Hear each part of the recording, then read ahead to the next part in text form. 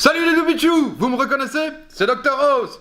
Aujourd'hui, on va parler de système de questionnement logique. Je vous rappelle, on a vu les mind maps, on a vu les mind map mères, les mind map enfants, on a vu le scribbling. Mais si vous êtes dans l'impossibilité de dessiner votre cours d'une manière ou d'une autre, c'est que il y a quelque chose que vous n'avez pas compris. Si vous n'avez pas compris, il vous reste une seule solution, c'est questionner.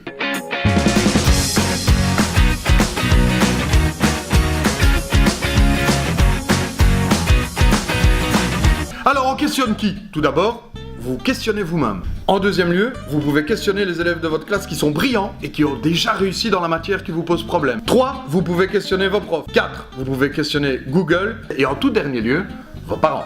Et on questionne comment? En se posant les bonnes questions. Le bon outil, c'est le QQQCCPO.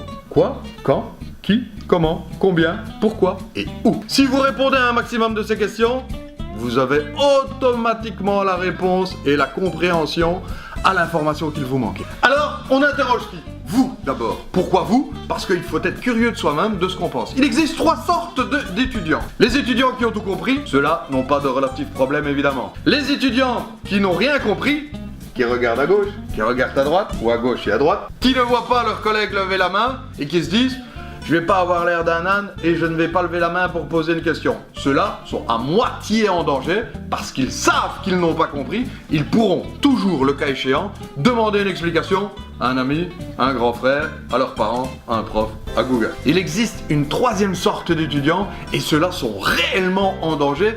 Et c'est surtout à ceux-là que s'adresse le fait de s'interroger et d'être curieux de soi-même. C'est les élèves qui n'ont rien compris et qui pensent avoir tout compris. Les deuxièmes personnes que l'on peut interroger, ce sont les élèves brillants de votre classe. Ils ont le gros avantage de parler le même langage. Ils utilisent les mêmes mots, des mots que vous comprenez. Ils utilisent les mêmes expressions. Et surtout, les problèmes que vous êtes en train d'affronter, ils les ont déjà surmontés et ils ont déjà trouvé des solutions à ces problèmes qu'ils pourront vous transmettre. Les 3e personnes qu'on peut interroger, ce sont les profs.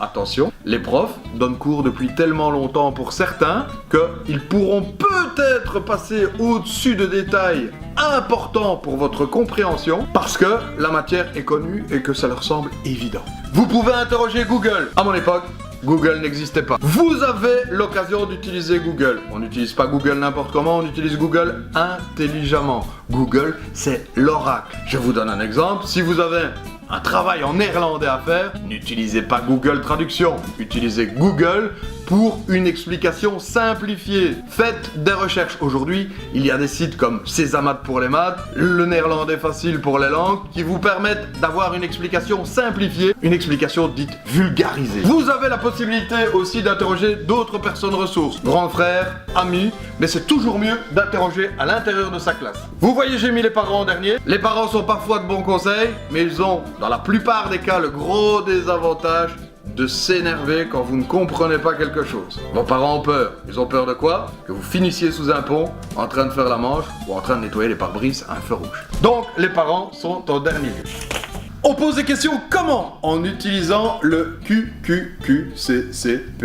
Si vous pouvez répondre à ces questions, la solution vous apparaîtra plus évidente. Vous trouverez l'information qu'il vous manque. Quand? Quand est-ce que je dois utiliser cette formule? Quand est-ce que l'événement a eu lieu pour un texte de français, par exemple? Quoi? Quelle est l'action principale? Qu'est-ce qu'on cherche avec cette formule? Qui sont les principaux sujets du texte? Comment en sont-ils arrivés là? Comment peut-on faire pour résoudre une équation du 1er degré?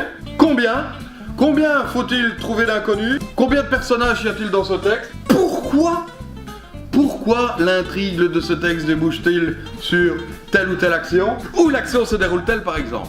Alors, je vous rappelle, on questionne qui? D'abord, vous allez vous questionner vous-même. Soyez curieux de vous-même. En deuxième lieu, questionnez les élèves de votre classe. Les plus brillants seront les meilleurs. Ils ont déjà fait face aux problèmes que vous rencontrez et ils les ont déjà surtout résolus. Ils pourront mieux vous aider, ils parlent le même langage que vous. En troisième lieu, vous pouvez questionner vos profs. Attention, les profs sont souvent un petit peu plus âgés, ne parlent plus spécialement le même langage et ont déjà tellement répété et donné la matière qu'ils passeront peut-être au-dessus de détails qui sont importants pour vous permettre de comprendre. En quatrième lieu, vous avez Google. Google, c'est l'oracle, c'est votre boule de cristal. En dernier lieu, en tout dernier lieu, vos parents. Entre les deux, peut-être quelques amis, peut-être un grand frère, peut-être une grande sœur. Dans la vidéo suivante, nous verrons la méthode des Kanban. Une méthode révolutionnaire pour vous organiser et ne plus jamais être submergé par le travail. Ciao ciao les pingouinous, bon dimanche. Salut Califouille, on est parti. Merci de me rejoindre Samy, merci. Un gars qui nous regarde. Tu veux toi? Merci la caméra, merci l'éclairage. On questionne qui? Je viens de vous le dire. Merci le mind mapping. Merci à Monsieur Nkar qui attend dans le couloir. Merci le public, merci tout le monde.